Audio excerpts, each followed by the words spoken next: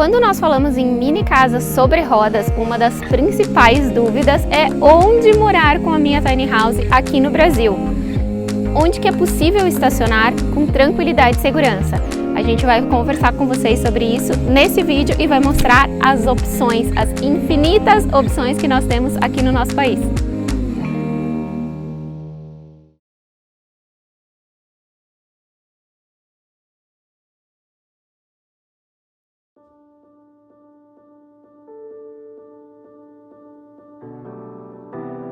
Nós estamos no mês de julho e é inverno. A gente mora numa área rural, numa cidade do interior do estado de São Paulo, e as pessoas às vezes têm dúvidas sobre a resistência de uma tiny house com relação a esse clima. Essa noite fez 6 graus mais ou menos, a casa é de madeira e é super bem isolada. Para vocês terem uma ideia, até hoje a gente não precisou ligar aquecedor de noite. A gente liga, eu ligo esporadicamente de manhã, bem cedo, às 5h30 da manhã, quando eu desço, porque está um pouquinho geladinho o ambiente, meia horinha de ar-condicionado na temperatura 24 graus e a casa está quentinha. Olhem que lua linda! Uma outra grande dúvida de vocês é com relação à resistência de uma tiny house. Afinal de contas, é uma casa toda feita em madeira. Para vocês terem uma ideia, a nossa está exposta ao ar livre há mais de 1 ano e meio, pegando sol, chuva, em altas temperaturas e em baixas temperaturas. E nós não precisamos ainda fazer nenhum tipo de manutenção. É uma casa móvel. Ela é feita para se adaptar a qualquer lugar do Brasil e a qualquer clima do nosso país. Num ambiente como que nós estamos agora, no meio do mato, ela se mistura à natureza. E eu tenho certeza que isso também vai acontecer quando a gente estiver no litoral brasileiro.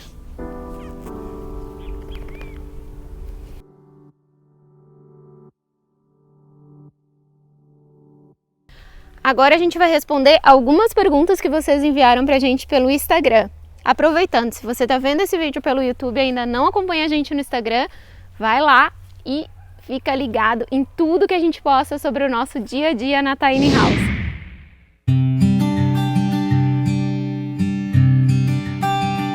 Se eu tenho uma tiny house sobre rodas, eu preciso então ter um terreno? Não necessariamente. Nós, por exemplo, optamos por não termos um terreno próprio. Assim, nós ficamos livres e não nos sentimos ancorados em nenhum lugar.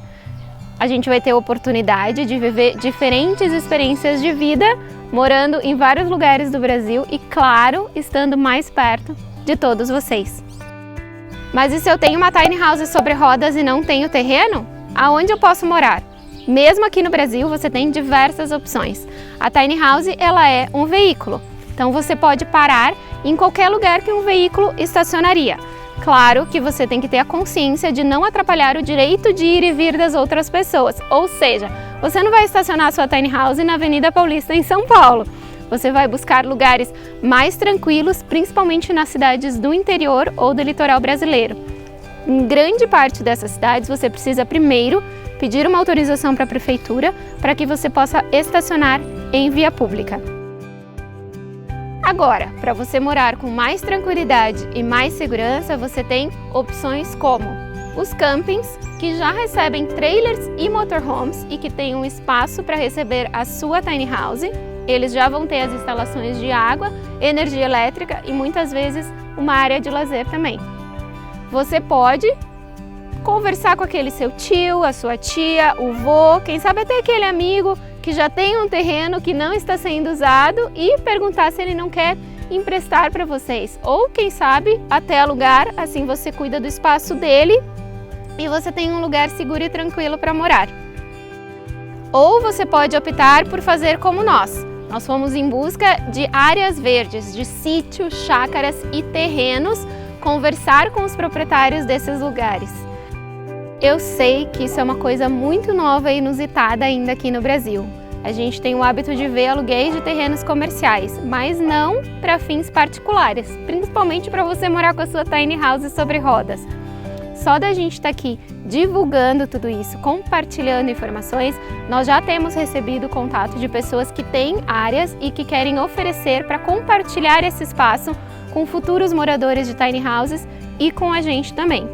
Então, se você tem um terreno, uma chácara, um sítio, uma pousada, um hotel e você gostaria de compartilhar esse espaço e de quebra ter aí uma renda extra pelo aluguel, entre em contato com a gente por e-mail, porque nós estamos criando um banco de dados. E se você tem o sonho de morar numa mini casa sobre rodas, ajuda a gente compartilhando esse vídeo, para que a gente possa aumentar, ampliar esse banco de dados de opções de lugares onde nós possamos futuramente morar com as nossas tiny houses.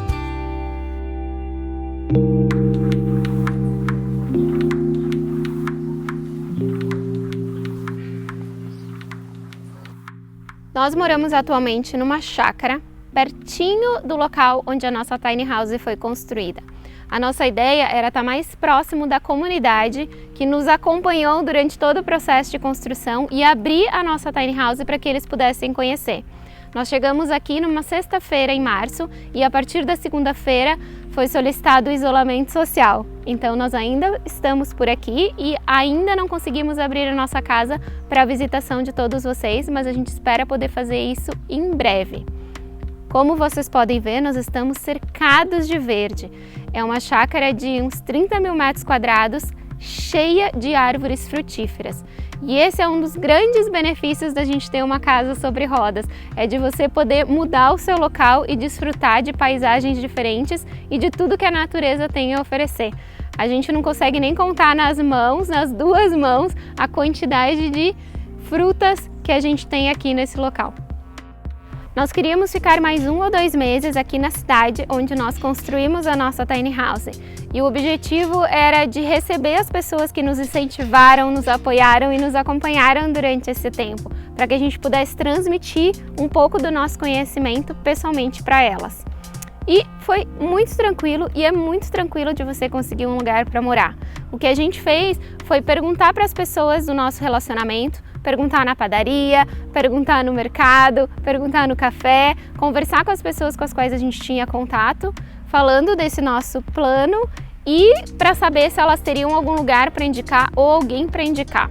A gente acabou visitando alguns terrenos onde a gente se propôs a cuidar desse lugar, já que ele estava desocupado, em troca da pessoa ceder o espaço. E aí, enquanto a gente visitava algumas opções, um casal de amigos daqui da cidade nos colocou em contato com o neto da dona dessa área. Ele já tinha ouvido falar do nosso projeto e quando a gente falou que estava procurando um espaço, ele falou: vocês precisam conhecer a minha avó, porque ela tem tudo a ver com vocês e ela vai amar esse projeto da tiny house. E aí a gente veio no final de tarde aqui, ficamos quase 3 horas conversando com ela. É uma pessoa super alinhada com os princípios de proteção da natureza, de sustentabilidade. Ela é uma protetora do meio ambiente e é uma professora aposentada. E aí, conversando sobre o nosso projeto, mostrando as fotos da nossa tiny house, já que a gente não estava com ela abriu os braços e abriu as portas dessa chácara para que a gente viesse morar aqui. E aí ela pediu que, em retribuição, já que a gente trabalha com a economia colaborativa, em troca da gente estar desfrutando desse espaço aqui, que a gente abrisse a nossa tiny house para receber alunos, não só daqui da cidade, mas das cidades vizinhas. Mostrar para eles os conceitos de sustentabilidade na construção e na vida que a gente tem na nossa tiny house. E foi fechar com chave de ouro, porque era exatamente o que a gente queria fazer. Além de abrir a nossa casa para receber os alunos, ajudar ela com a segurança e manutenção do local e, claro, fazer companhia, a gente também quis colaborar financeiramente. Então nós oferecemos de arcar com a despesa geral de água e luz daqui da chácara como um todo.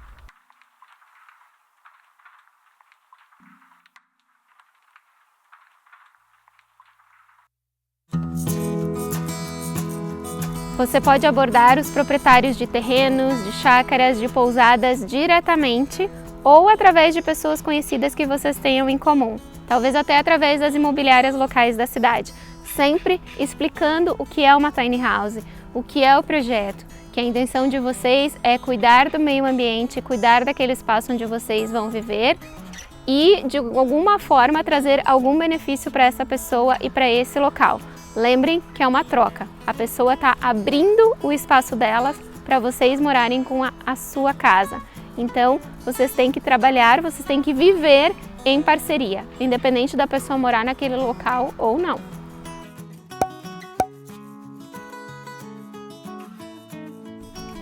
Essa é uma das grandes vantagens de você morar numa casa sobre rodas. Você pode sim morar em qualquer lugar. Pode morar em São Paulo, capital, ou nos arredores das grandes cidades, assim como a Gabi e o Gustavo, da Toca Turquesa, que estão buscando o terreno da Grande São Paulo, já que eles trabalham ali na região.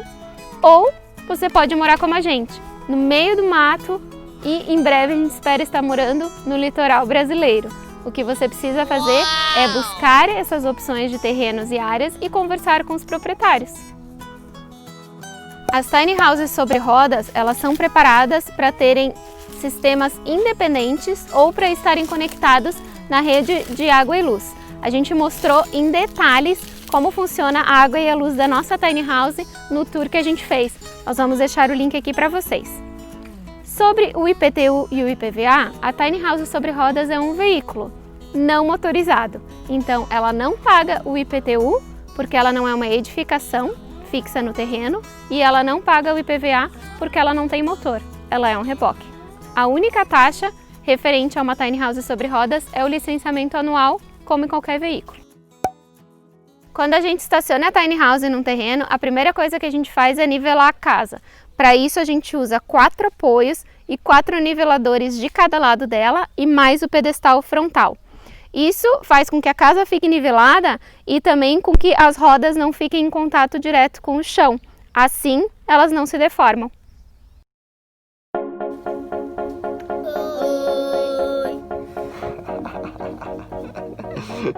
Olá, interrompendo aqui o vídeo para falar o que, Bel? Para dar as boas-vindas aos nossos novos apoiadores, sejam muito bem-vindos à família Pés Descalços. E, aproveitando, nós vamos responder a pergunta da Luana, a nossa apoiadora, sobre o estacionamento da tiny house. Mas vamos lá, passar aqui a câmera para Bel. É muito simples, Luana, muito simples mesmo, olha só. Quando você para, você escolhe o local que você vai ficar na tiny house, por ser um veículo, né? Geralmente os terrenos ou tem grama ou tem pedra, ou dificilmente você precisa se preocupar tanto com a questão do solo, né? Obviamente não pode ser um solo pantanoso, mas um solo que tem grama, um solo que tem... se tem só areia, por exemplo, você pode colocar, por exemplo, essas madeiras aqui, ó. Não sei se você está vendo aqui, ó. A gente coloca essas madeirinhas aqui que aumenta a superfície de contato e assim ele não afunda na chuva. Em algumas situações, por exemplo, se o terreno é muito macio, tem muita movimentação, por exemplo, eu tô falando de praia, né? Porque praia, se bater a onda ali, vai afundar a sua casa. Né? Tô falando em situações em que a movimentação é um pouco mais lenta, né? Então você vai precisar de vez em quando regular nivelar a sua casa, basicamente regular a altura de cada um desses pistõezinhos, tá? Além disso aqui a gente usa também os estabilizadores. Os estabilizadores aqui, ele faz uma pressãozinha aqui no chão, né? Tá vendo aqui? E ele ajuda bastante na questão do treme-treme da casa. Vamos supor que vocês estão correndo, a máquina de lavar tá ligada, então ele ajuda bastante na estabilização. Quanto mais pontos você tiver de apoio, menos carga você vai ter em cada um desses pesos. Ou seja, se você tem menos carga em cada um desses pesos, menos deformação desse piso. Então, basicamente é isso. É mais simples do que a gente imagina. Bom, nessa situação, toda vez que a gente vai estacionar a tiny house em algum local, é obviamente que a gente vai escolher a posição dela. Isso é uma das grandes vantagens da tiny house sobre rodas, né? No nosso caso aqui, a gente sabe que a gente tem muito vento vindo dessa direção. E aí nós direcionamos a nossa casa para este lado, que é o lado que mais tem janelas, para receber não só o vento, mas também o sol da manhã, que é o sol que a gente mais gosta de receber. Ainda mais que nós estamos no inverno, então receber o solzinho bem de manhãzinha para aquecer a casa é a melhor coisa que existe no mundo. No fim da tarde, ele vira para o outro lado da casa. Vamos lá? Chega para vocês verem. Chega mais. Que é o lado justamente que tem menos janela, né? Se você olhar deste lado aqui, ó, só temos uma janela. Então vamos supor que a gente está numa situação de verão e a gente quer economizar energia para refrigeração, a gente coloca esse lado onde tem o sol mais quente da temporada, por exemplo, né? Então essa casa, por exemplo, eu posso ficar virando ela de acordo com a estação do ano também, né?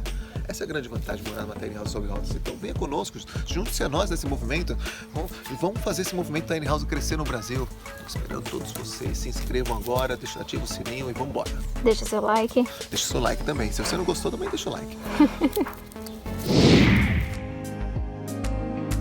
É tudo muito novo ainda no Brasil. Alguns condomínios acham que a tiny house é um trailer, mas não, como vocês podem ver, é uma casa. A gente chegou a fazer contato com alguns e os que nos disponibilizaram para a gente estacionar, um ou outro solicitou que a gente construísse alguma outra área, um deck, uma área de churrasqueira ou alguma outra edificação no mesmo terreno onde ela ficaria parada. É uma questão de conversar, de explicar o que é o projeto e ver se eles se abrem para que vocês possam morar nesses condomínios. O que não pode faltar de jeito nenhum é área verde, muitas árvores. E você também vai precisar, é claro, de instalação de água e luz individual para cada tiny house. Tendo isso, não precisa mais nada.